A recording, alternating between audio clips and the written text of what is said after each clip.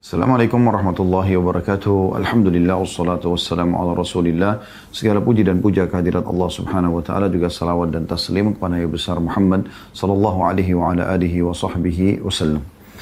Saudaraku seiman, seperti biasa di hari Kamis siang insyaAllah kita akan melanjutkan bedah buku kita, yaitu Wanita Muslimah Inilah Surgamu, yang ditulis oleh Syekh Abdullah bin Jarullah Al-Jarullah. Dan kita akan masuk ke judul baru pada siang ini, semoga Allah berkahi, yaitu larangan terhadap wanita mukminah untuk memangkas rambut kecuali dalam haji dan umrah. Dari judul ini sebenarnya kita sudah bisa ambil sebuah poin, ya, bahwasanya menurut penulis di sini Islam memandang bahwasanya wanita tidak boleh mencukur rambut mereka dan dibiarkan panjang. Ini sebuah mahkota, ya, bagi wanita yang harusnya dijaga, gitu. Kita berbeda dengan orang-orang non-muslim yang bahkan memotong rambutnya pendek, menyerupai laki-laki. Ya. Bagaimana nanti akan kita jelaskan lebih jauh tentang larangan juga menyerupai satu sama yang lain, ya, lawan jenis. Dan juga memang kita lihat dalam hukum syariat Islam, ya, wanita hanya dibolehkan mencukur rambut di waktu-waktu tertentu. Sebab ada sebab tertentu, seperti misalnya haji dan umroh. Itu pun Anda akan dengarkan nanti bagaimana, ya, bagi laki-laki dalilnya jelas disuruh gundul lebih afdal, sampai 3 kali Nabi SAW doakan, dan orang yang cukur biasa seluruh kepalanya itu didoakan sekali saja oleh Nabi SAW. Tapi kaum wanita tidak boleh gundul, padahal itu afdal bagi laki-laki, ya. Mereka cuma mengambil, ya, kurang lebih 2 atau 3 ruas jari mereka, rambutnya sedikit, lalu kemudian sudah selesai, dianggap sudah selesai tahallulnya. Ini semua berarti ada isyarat dalam syariat Islam memang wanita tidak memotong rambut mereka, ya.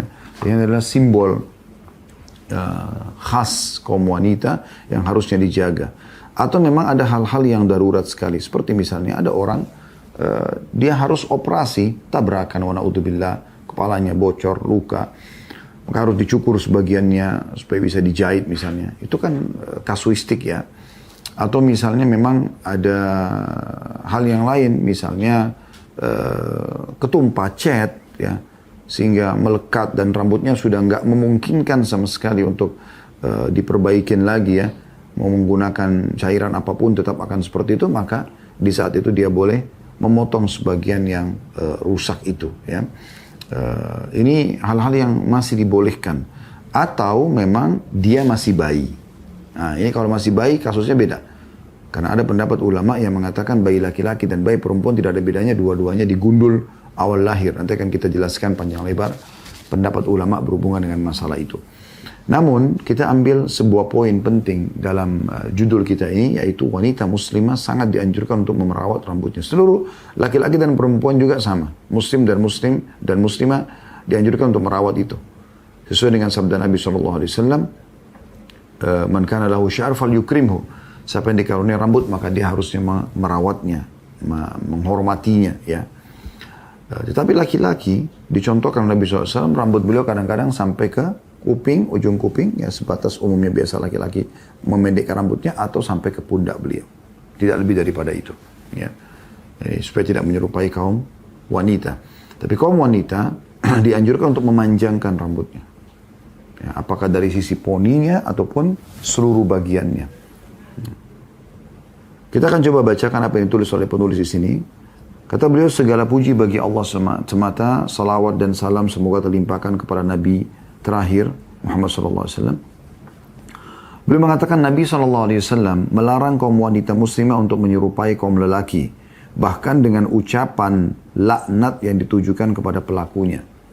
Nah, didoakan dilaknat oleh Nabi SAW kalau ada yang menyerupai laki-laki. Tentu ada hadisnya, ya. Kata Nabi SAW, Allah melaknat laki-laki yang menyerupai perempuan, ya. Dan Allah melaknat perempuan yang menyerupai laki-laki. Jadi laki-laki yang menyerupai perempuan, perempuan yang menyerupai laki-laki. Ya, yang paling mendasar itu kan tentunya cara jalan, penampilan, potongan rambut, ya.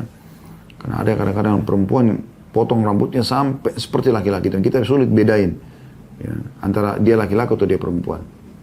Yang lebih unik lagi sekarang lagi musim di beberapa wilayah, saya sempat dapat informasi di Cina, di Korea, tren sekarang wanita gundul kepalanya, rambutnya cukur habis. Ini larangannya jelas dalam Islam. Tidak boleh muslimah mengikuti masalah ini ya. Kecuali dalam kondisi dia masih bayi. Karena gundul itu ada anjuran untuk kaum laki-laki. Itu pun ya ada hal-hal, ada syarat-syarat yang harus diperhatikan dalam masalah gundul. Kalau dalam masalah haji dan umroh dia afdal gitu kan. Kalau ada permasalahan kutunya banyak misalnya, ada tadi kecelakaan ya. Kalau laki-laki ya, kalau perempuan ada kutu banyak nggak boleh juga digundul. Harusnya dihindari lah ya. Semoga Allah maafkan kalau ada yang melakukan di masa-masa lalunya ya. Tapi yang jelas dianjurkan untuk tidak dia lakukan. Kalau laki-laki boleh dia gundul dengan adanya kutu misalnya. Nah, pernah terjadi kepada seorang sahabat itu ya. Laki-laki juga kalau dia gundul hanya karena tren, model, nggak boleh. Karena harus ada sebab. Dalil yang memerintahkan agar merawat rambut itu jelas. Dan dalil, dan sifatnya umum gitu kan. Dan dalil yang menjelaskan tentang cukur gundul kepala itu khusus. Jadi hanya terjadi pada umroh dan haji misalnya. Itu yang dicontohkan oleh Nabi SAW. Selain daripada itu tidak pernah dicontohkan Nabi SAW. Beliau gundul kepalanya gitu. Itu bagi laki-laki yang jelas-jelas boleh. Apalagi kalau kaum perempuan. Hanya karena istilah tren. Gitu kan. Saya ulangi, kata beliau Nabi Muhammad SAW melarang kaum wanita muslimah untuk menyerupai kaum lelaki. Bahkan dengan ucapan laknat yang ditujukan kepada pelakunya. Itu menunjukkan perbuatan tersebut termasuk dosa besar. Hukum ini berlaku pada setiap yang menjadi ciri khas kaum kafir. Seperti dalam hal berpakaian, bersekutu dengan mereka dalam bekerja di pabrik, perkantoran, percetakan dan lainnya. Bahkan juga dalam hal cita rasa. Dalam Sahih Muslim dari Ibnu Abbas radhiyallahu anhu diriwayatkan Nabi SAW melaknat kaum laki-laki yang menyerupai wanita dan kaum wanita yang menyerupai laki-laki. Artinya ini hadis datang umum, berarti semua yang merupakan ciri khas perempuan nggak boleh laki-laki terlibat di situ, apapun itu sifatnya. Ya. Sampai kepada mimik-mimik wajah pun atau bahasa tubuh pun tidak boleh. Lenggak-lenggok jalan misalnya. Ya. Tadi model rambut, ya. Model pakaian, semua tidak boleh. Begitu juga dengan perempuan menyerupai laki-laki. Jadi biar betul-betul ya, pintu ini atau bahasa ini jelas, sehingga dengan ini tertutup sekali pintu-pintu homo dan lesbian. Nah, perempuan ya perempuan, laki-laki ya laki-laki. Dan dari kecil dianjurkan untuk tidak sama sekali menyerupai satu sama yang lain. Anda ya, sebagai orang tua di rumah, hati-hati sekali. Kalau Anda punya anak laki-laki, berikan mereka mainan laki-laki. Biasakan mereka di alam laki-laki. Ya. Dan perempuan juga begitu. Jangan karena Anda punya anak dua laki-laki, lalu kemudian Anda pengen sekali anak perempuan. Setelah sekian tahun Anda bersabar, Allah berikan Anda anak perempuan. Apa yang terjadi pada saat Anda diberikan anak perempuan? Anda membiarkan si anak perempuan ini 100% bermain dengan kakak-kakak laki-lakinya. Sehingga mainannya bola, ya, mungkin gulat-gulatan dan segala macam. Yang membuat anak perempuan ini tumbuh merasa dirinya laki-laki. Dan ini pintu internal pembuka lesbian. Internal dalam rumah maksud saya. Dan itu ada faktor eksternalnya juga ya. Misalnya karena pergaulan dan segala macam. Tapi internalnya adalah masalah ini. Begitu juga dengan terbukanya homoseksual. Internal di rumah itu yang banyak terjadi adalah misalnya orang dikaruniai anak perempuan. 3 orang, 4 orang, 5 orang. Pengen sekali orang tuanya dapat anak laki-laki. Begitu dapat anak laki-laki, Allah berikan anak keempat atau anak kelima atau anak keenam misalnya. Ya. Anak laki-laki, kemudian dia biarkan anak laki-lakinya ini bermain sama kakak-kakak perempuannya. Dia ajaklah main-main boneka, main dengan cara perempuan, kosmetika, apalah segala macam. Dia tumbuh merasa dirinya seperti perempuan. Ini penyebab internal homoseksual. Jadi jangan hanya sekedar dipandang, oh masa sih perempuan nggak boleh potong rambut. Nah di sini poin pertama yang beliau singgung adalah ya, karena ada penyerupaan terhadap laki-laki. Kalau sampai potong rambut menyerupai laki-laki itu sudah tidak memungkinkan karena dilaknat di sini, dilarang. Potong rambut secara umum harus ada sebabnya. Apakah itu haji dan umrah, atau memang ada permasalahan tadi sudah kita sampaikan. Misalnya dia harus operasi, ada tertumpah cat, dan atau kena terbakar sebagian sehingga tidak rapi, harus dirapikan. Ada penyebabnya. Kata beliau, memangkas rambut secara umum dilarang bagi wanita berdasarkan keumuman hadis. Beberapa kurun berlalu dan kaum muslimin sudah terbiasa memelihara rambut wanita, memperindah dan merawatnya, sementara kaum lelaki membiarkan jenggotnya menjadi panjang. Lalu muncullah budaya kaum wanita dan lelaki saling menyerupai yang sudah dilarang dalam Islam, bertentangan dengan petunjuk Nabi, para sahabat dan ulama salaf. Namun sebaliknya justru mencontoh kebiasaan-kebiasaan musuh-musuh Islam dan kaum muslimin dari kalangan Yahudi, Nasrani, kaum musyrikin dan orang-orang komunis.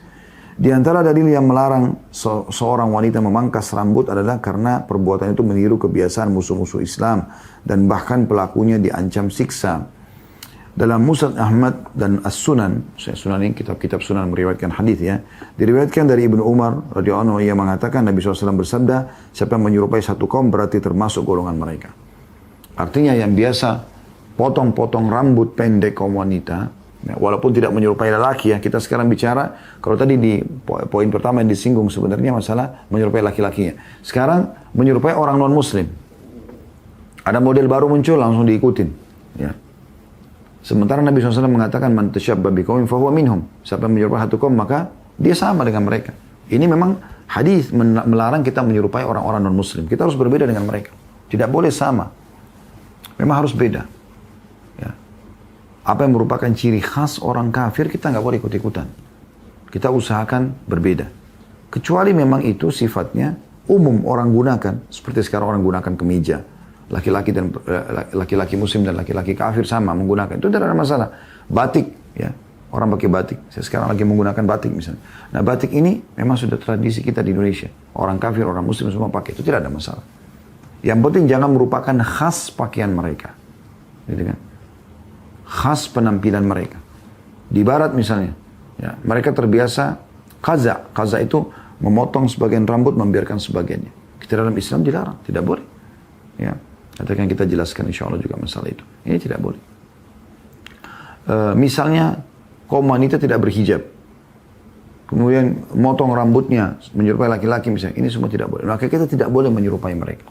Ini satu sisi gitu. Ya. Atau sisi lain selain daripada tadi larangan menyerupai laki-laki secara umum dan juga nih larangan menyerupai orang-orang non-muslim. Kata beliau, letak penyerupaan diri dengan orang-orang kafir dan memangkas rambut wanita bersifat umum. Baik hanya memangkas bagian depan saja yang biasa disebut dengan poni atau seluruh sisi rambutnya. Rambut wanita yang panjang menjadi salah satu manifestasi kecantikannya. Menurut kebiasaan orang-orang Arab, ya, itu dianggap sebuah kelebihan yang luar biasa gitu. Adapun memangkas sedikit rambut saja pada waktu haji dan umrah itu termasuk ibadah. Termasuk manasik dan bagian dari ibadah haji. Nah, beliau mengatakan di sini, jadi secara umum dalil melarang tadi menyerupai orang kafir berarti secara semuanya termasuk model potongan-potongan rambut. Ya. Jadi coba dihindari gitu. Kalau merupakan khas mereka, apalagi kalau sudah sampai naudzubillah model-model itu seperti model-model perempuan-perempuan yang tidak benar, pelacur-pelacur ya, lalu kemudian diikutin. Ya. Kalau misalnya ada model rambut yang atau metode untuk merawat rambut ya.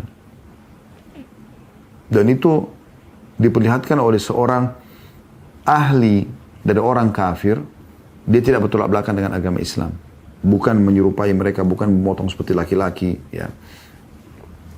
Maka ini kemungkinan seperti misalnya ada orang muslim masuk ke salon, dia ingin merawat rambutnya, lalu ada penawaran dari salon tersebut, ada kerembat, ada rambut ini ya bisa misalnya ujungnya agak rusak, bisa di model seperti ini. Ini ada model, terus kemudian dilihat model ini, modelnya jadi lebih rapi, sedikit diambil karena memang itu rusak sekali bagian bawahnya. Maka itu kemungkinan masih ada celah, gitu kan. Tapi kalau secara umum orang selalu aktif mencari perkembangan di dunia orang non Muslim, lalu kemudian menciplaknya terus, ya, ini jadi tanda tanya. Bahkan subhanallah secara fitrah kaum laki-laki itu suka dengan rambut panjang. Secara fitrah, alami sekali. Hampir semua kaum laki-laki kalau saya temui, dan saya berbicara, menanyakan tentang apa kira-kira yang dia suka dari kaum wanita. Ini bukan bicara masalah vulgar atau bicara masalah hal yang haram, tidak. Artinya secara umum Allah Subhanahu wa taala memberikan kita ketertarikan pada kaum wanita, gitu kan. Tentu saya bertanya pada orang-orang sudah berumah tangga, gitu kan. Kira-kira apa yang membuat ya Anda suka kalau dalam rumah tangga, kayak dalam pelatihan-pelatihan rumah tangga misalnya. Ya. Umumnya jawaban-jawaban yang ada itu memang karena rambut panjang. Intinya rambut yang panjang, ya. Kemudian badan yang bersih, ya. Tutur kata yang santun, muamalah yang baik, itu semua umum gitu. Tapi rambut ini masuk dalam perhitungan tersendiri gitu. Dan saya pernah menemukan ada satu di antara orang punya hubungan kerabat dengan kami, itu sampai bercerai dengan istrinya. Sekarang sudah bercerai, dulunya masih bersama-sama, tapi sudah sering ada pemicu-pemicu. Saya pernah tanya sendiri, apa sebabnya? Dia bilang di antara sebab, tentu banyak faktor yang lain, tapi di antara sebab dia membahasakan, saya sempat merenungi masalah itu, dia bilang karena saya suka dengan wanita berambut panjang. Istri saya ini selalu panjang sedikit dipotong. Saya sudah ingatkan sampai mungkin 15 tahun saya lewatin waktu, selalu saya ingatkan tidak pernah tahu, tidak mau tahu. Ya. Dia harus selalu pendek, dan saya tidak suka dengan rambut pendek. Alat fitrahnya gitu. Ya. Akhirnya membuat dia jenuh juga dan dia berpisah dengan pasangannya ini. Nah ini contoh saja, ini secara alami gitu ya. Jadi memang subhanallah Allah tidak mungkin memberikan peluang bagi wanita, dan memang wanita itu lebih cepat panjang rambutnya dibandingkan pria ya.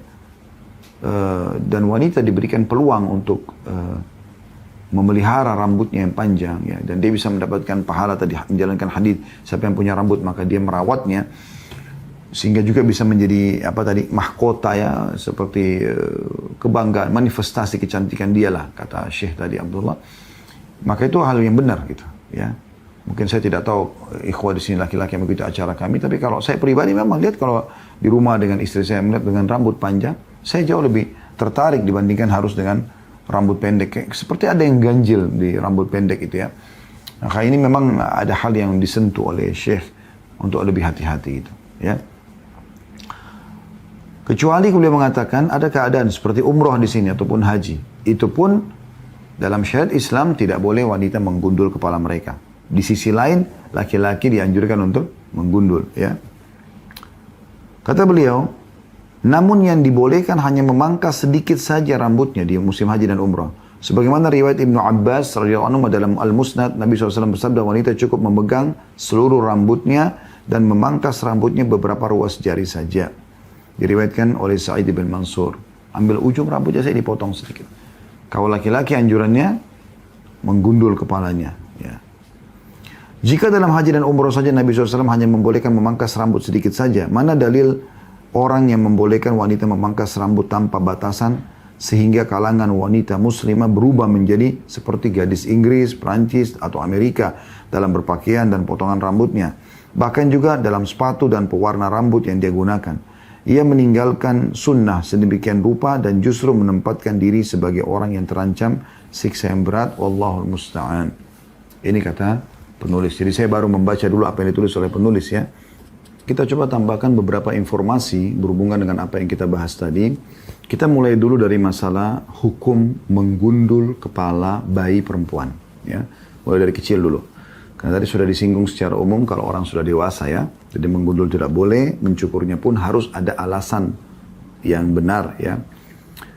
Kalau kita mulai dari bayi, maka ulama berselisih pendapat tentang masalah bayi perempuan. Apakah digundul seperti anak laki-laki atau tidak. Karena ada hadis Nabi SAW yang menganjurkan agar mencukur bayi kepala bayi di hari ketujuhnya. Ya. Kemudian menyedekahkan sebagian rambut itu dinilai dengan nilai emas atau perak lalu disedekahkan ya nilainya. Saya akan coba bacakan ulama Malikiyah dan ulama Syafi'iyah ya. Mereka tidak membedakan mana bayi perempuan dan bayi laki-laki ya. Karena beranjak daripada perkataan Muhammad bin Ali bin Al-Husain ya. Ini cucunya Husain ya. Beliau mengatakan bahwa Fatimah putri Rasulullah SAW pernah menimbang rambut yang telah dicukur dari rambut Hasan, Husain, Zainab, Ummu Kalthum. Berarti semuanya digundul. Cucu-cucu Nabi SAW ini ya, termasuk perempuannya Zainab dan Ummu Kalthum. Dan Fatimah bersedekah perak seberat rambut tadi. Hadis ini disebutkan dalam kitab Muwatta di jilid 2 halaman 501 dan Abu Daud dalam Al-Marasil ya, di dua kali disebutkan di hadis nomor 279 dan 380. Al-Baihaqi juga disebutkan dalam Sunan Al-Kubra jilid 9 halaman 304 ya. Imam Nawawi rahimahullah berkata dalam kitab Majmu'nya, jadi ulama Malikiyah dan Syafi'iyah. Ya, kita di Indonesia kan mayoritas Syafi'iyah. Maka ini ada anjuran untuk menggundur rambut bayi walaupun perempuan. Kalau laki-laki sudah tidak ada perselisihan sebenarnya. Tapi bayi perempuan sekarang kita bahas ya. Karena perempuan ini ada larangan khusus, tidak boleh mereka sembarangan memotong rambut mereka gitu. Imam Nawawi rahimahullah berkata dalam kitab beliau masyhur, kitab Al-Majmu' di jilid 8 halaman 432, beliau berkata disunnahkan menggundur rambut kepala bayi pada hari ke-7. Ulama Syafi'iyah berpendapat bahwa rambut yang telah dicukur dan ditimbang lalu bersedekah dengan emas seberat rambut yang telah dicukur. Jika tidak, maka boleh dengan perak. Hal itu berlaku bagi bayi laki-laki dan bayi perempuan. Jadi jelas di sini dalam pendapat Malikiyah dan Syafi'iyah perempuan pun digundul ya. Di samping itu ada maslahat ketika mencukur rambut bayi perempuan, yaitu sedekah dengan perak sebesar rambut yang dipotong. Juga rambut bayi akan menjadi lebih baik setelah digundul ketika kecil. Sebagai tambahan pula, status bayi perempuan yang dicukur rambutnya tidak berarti ia menyerupai laki-laki, karena menyerupai dengan laki-laki itu dikatakan ada yang terlarang bukan pada saat masih bayi, kalau sudah dewasa. Nah ini poin perlu digarisbawahi tentunya. Saya pun pernah melihat ya beberapa cuplikan di YouTube tentang hikmah kenapa bayi disuruh gundur rambutnya, baik laki-laki ataupun perempuan, karena di rambut yang baru keluar dari perut itu kadang-kadang masih ada melengket ya, sisa-sisa darah dan beberapa hal mungkin yang berhubungan dari dalam perut. Oleh karena itu hikmahnya dianjurkan untuk menggundul rambut mereka dan dibiarkan tumbuh rambut baru. Dan ini hubungannya, Allahu a'lam, yang saya itu hari pernah dapatkan informasinya dengan kesehatan kepala dia. Ya, Allahu a'lam. Ini yang jelas kita bicara tentang hukum syar'inya di sini. Ulama Maliki dan Syafi'iyah mengatakan digundul juga bayi wanita. Sementara ulama Hanabila dari mazhab Imam Ahmad mengatakan bahwa gundul itu hanya bayi laki-laki saja, ya, tidak pada bayi perempuan. Mereka berdalil dari hadis Nabi SAW, hadis yang sahih riwayat Abu Daud dan juga An-Nasai, yang bunyinya kullu gulamin rahinatun bi aqiqatihi tudbahu anhu yawma sabi'ihi wa yuhlaku wa yusamma. Setiap anak tergadaikan dengan akikahnya, disembelih untuknya pada hari ke-7, digundur rambutnya dan diberi nama. Ya. Di sini mereka mengatakan kata-kata gulam, kullu gulamin, itu biasa digunakan untuk bayi laki-laki atau anak laki-laki saja. Syekh Khalid Muslih, salah satu ulama di Saudi yang terkenal, mengatakan yang tepat dalam masalah ini adalah mencukur rambut bayi itu boleh jika ada maslahat, sebagaimana disebutkan oleh para ulama yang menyebutkan akan bolehnya gundul bayi atau gundul bagi bayi perempuan. Sedangkan ulama yang melarang, maka sanggahannya bisa jadi dikatakan hadisnya lemah atau dhaif, karena hadis yang digunakan sahih. Kalau hadis yang digunakan sahih, maka bisa jadi kita katakan bahwa di balik menggundur rambut bayi perempuan ada maslahat yang menghilangkan gangguan pada rambut tersebut. Ya. Ini berarti beliau mengatakan boleh, ya. Walaupun beliau dalam di madhab Hanabilah. Karena secara umum ulama-ulama Hanabilah mengatakan bayi perempuan tidak usah digundul. Tapi di sini Syekh ya Khalid Muslih, ini murid seniornya Syekh Muhammad bin Utsaimin, beliau menyebutkan dalam fatwa, buku-bukunya menyebutkan fatwa kalau ini adalah hal yang dibolehkan gitu. Kemudian dari Salman bin Abi Ad-Dabbi, dia berkata bahwasanya Rasulullah SAW bersabda ma'al gulami aqiqah fa ahriku anhu daman wa amitu anhu al-adha. Pada anak lelaki ada perintah akikah dan potonglah hewan sebagai akikah dan buanglah keburukan darinya. Hadis riwayat Bukhari. Al-Hasan Basri mengatakan ini maksud dengan imatatul adha ya, atau membuang keburukan dalam hal ini adalah mencukur rambut bayi, sebagaimana hadis Abu Daud. Dalam bahasan ini tentunya ya, yang dipilih oleh umumnya ulama adalah yang dipegangi oleh ulama Malikiyah dan Syafi'iyah. Artinya rambut bayi perempuan dipotong ya.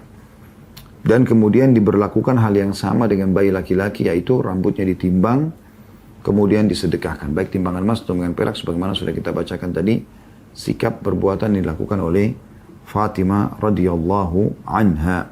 Ya. Kemudian teman-teman sekalian kita masuk kepada hal yang lain, yaitu masalah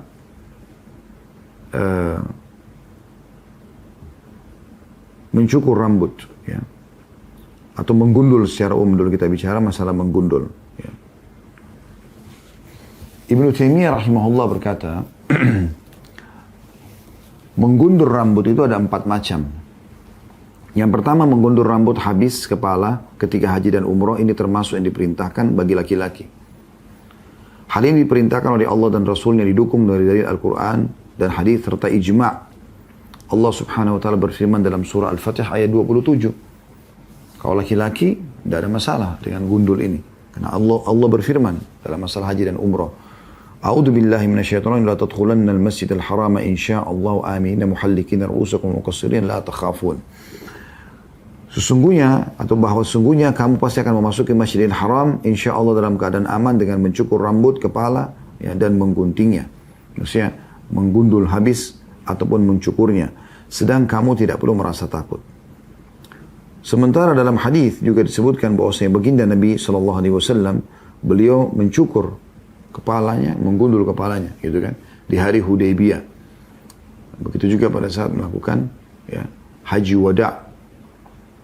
Nabi SAW menggundul habis rambut beliau, gitu kan, dan memotivasi para sahabat untuk menggundul. Sesuai dengan sabda beliau SAW, Allahumma gfir lil muhallikin, ya Allah maafkanlah orang-orang yang gundur kepalanya. Qalu ya Rasulullah wal muqassirin. Para sahabat yang tidak mau gundul mengatakan, ya Rasulullah bagaimana dengan orang yang hanya mencukurnya saja? Qala Allahumma gfir lil muhallikin. Yang kedua kali beliau mengatakan, ya Allah ampunilah orang-orang yang gundul. Qalu ya Rasulullah wal muqassirin. Para sahabat bertanya lagi, ya Rasulullah orang-orang yang hanya cukur saja. Qala Allahumma gfir lil muhallikin. 3 kali Nabi SAW mengulangi, ya Allah maafkanlah, ampunilah orang-orang yang gundul. Qalu ya Rasulullah wal muqassirin. Ya, sementara bagaimana ya Rasulullah dengan orang yang cukur? Kata Nabi SAW, wal muqassirin, dan juga orang-orang yang cukur. Hadis riwayat Bukhari Muslim. Dari hadis ini kita bisa lihat bagaimana Nabi SAW memotivasi kaum laki-laki untuk gundul, bahkan didoakan 3 kali agar diampuni dosa-dosanya, ya kan? Tetapi dari satu sisi, Nabi SAW tidak menganjurkan kaum wanita melakukan ini. Karena beliau mengeluarkan sabdanya, tadi sudah kita sebutkan, ya, cukuplah wanita pada saat sudah selesai umroh dan haji, memegang bagian rambutnya, kemudian mengambil beberapa ruas bagian bawahnya saja, dicukur. Berarti Nabi SAW membedakan antara laki-laki sama perempuan. Yang kedua, kata Ibnu Taimiyah rahimahullah, menggundur rambut kepala karena ada hajat atau kebutuhan seperti untuk tujuan berobat. Ini dibolehkan berdasarkan Al-Quran, As-Sunnah, dan Ijma' atau kesepakatan ulama. Karena Allah Ta'ala memberikan keringanan bagi orang yang berihram, pada asalnya dilarang menggundur rambut. Karena orang kalau lagi umroh haji, kalau lagi pakai baju ihram dan belum selesai mengerjakan manasiknya, maka dianjurkan dia jangan gundul dulu. Kapan dia cabut bulunya atau dia potong rambutnya belum selesai, ya, rangkaian ibadah umrah atau hajinya, ya, maka secara otomatis dia kena hukuman dam, gitu kan. Tapi khusus orang yang bermasalah di kepalanya, perhatikan Allah menyebutkan dalam surah Al-Baqarah 197, A'udzu billahi minasyaitonir rajim wa la tahliqu ru'usakum hatta yablughal hadyu mahillah faman kana minkum maridan aw bihi adam min ra'sihi fa fidyatun min siyamin aw sadaqatin aw nusuk. Dan janganlah kalian mencukur kepala kalian sebelum korban sampai ke tempatnya, tempat penyembelihannya, maksudnya di musim haji, ya. Jika ada di antara kalian yang sakit atau ada gangguan di kepalanya lalu ia bercukur, maka wajiblah atasnya berfidyah, yaitu berpuasa atau bersedekah atau berkurban. Ya, misalnya tadi dia tabrakan, sobek, dia harus dipotong, dijahit, ya.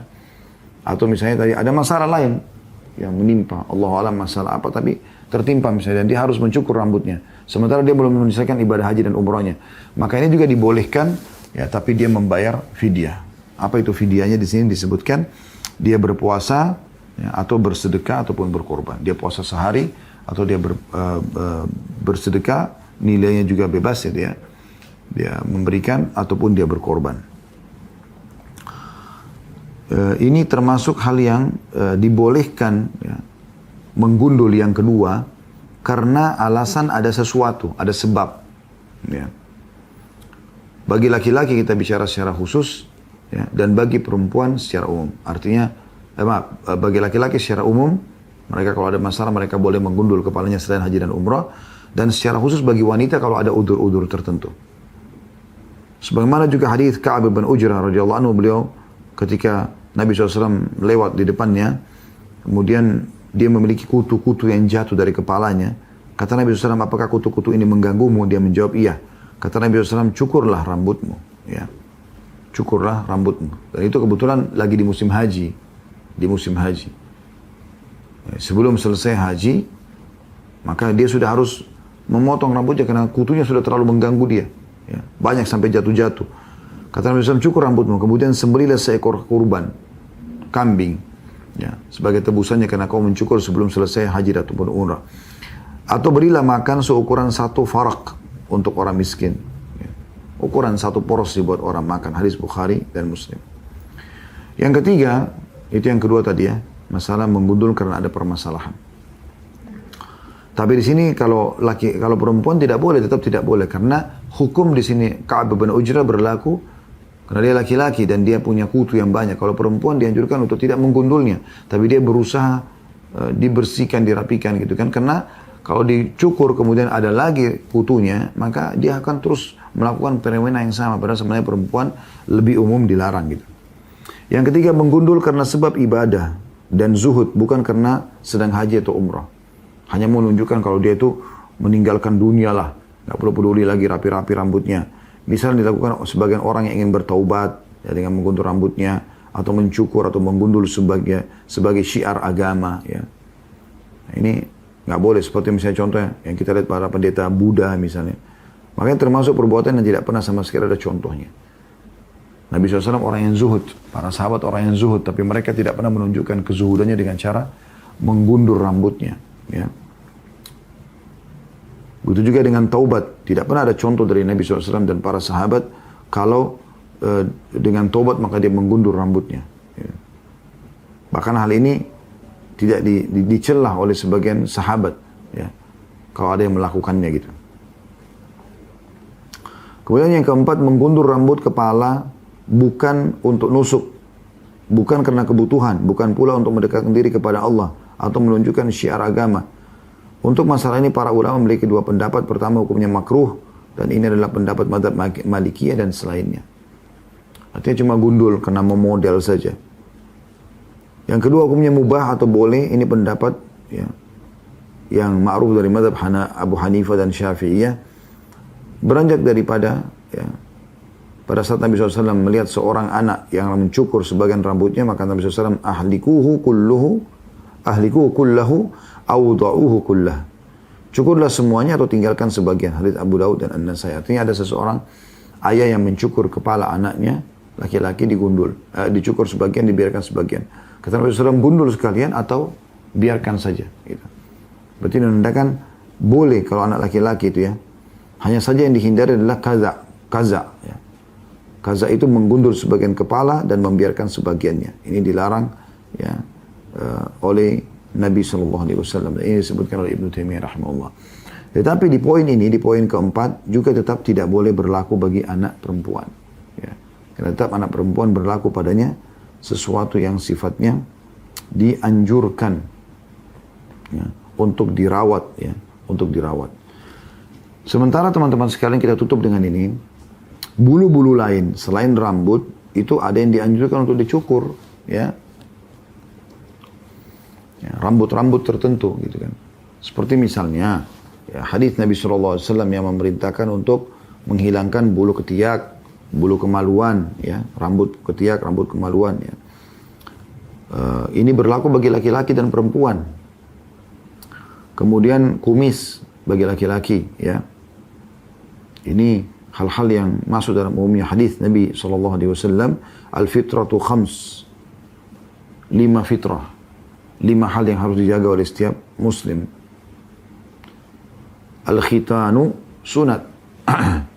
Bagi laki-laki umumnya wajib. Sudah pendapat ulama ya, hampir disepakati. Bagi perempuan khilaf di antara mereka. Ada yang mengatakan sunnah. Boleh. Ya. Artinya boleh dia sunat. Ada yang mengatakan dia mubah saja. Artinya perempuan boleh sunat, boleh nggak sunat. terlepas daripada sunnatul mubat, tapi yang jelas mereka bukan wajib bagi anak perempuan. Bagi anak laki-laki hukumnya wajib, gitu kan. Yang kedua istihdad atau mencukur bulu kemaluan. Ini berlaku bagi laki-laki dan perempuan. Yang ketiga qassus syarib, mencukur kumis, ya. Khilaf di antara ulama masalah mencukur sebagian atau mencukur bersih, tapi bagi laki-laki dianjurkan. Wa taqlimul azfar, memotong kuku, ini berlaku bagi laki-laki dan perempuan. Wa naftul abad, ya. Ini mencukur bulu ketiak. Ini lagi laki-laki dan perempuan, gitu ya. Ini ada anjuran-anjuran. Tetapi ini adalah selain rambut kepala. Kesimpulan yang kita sampaikan teman-teman sekalian adalah anjuran agar kaum wanita menjaga rambut mereka, merawatnya, dan itu lebih dekat kepada ajaran-ajaran dalam Islam, ya. Anjuran-anjuran Nabi Muhammad SAW, kecuali dalam keadaan-keadaan tertentu sebagaimana sudah kami paparkan tadi.